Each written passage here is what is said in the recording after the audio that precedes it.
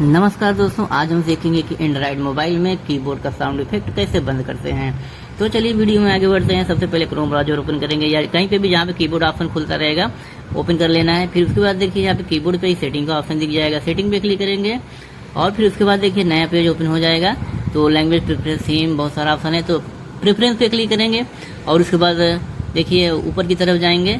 यहाँ पे देखिए साउंड का ऑप्शन दिख गया है, तो मेरा ऑफ है, इसको ऑन कर लेता हूँ और जिसका ऑफ रहेगा ऑन कर लेना, जिसका ऑन रहेगा ऑफ कर लेना। तो दोस्तों बहुत ही सिंपल और आसान तरीका था। वीडियो देखने के लिए धन्यवाद। चैनल को सब्सक्राइब कर देना और बेल आइकन को भी प्रेस कर देना। धन्यवाद।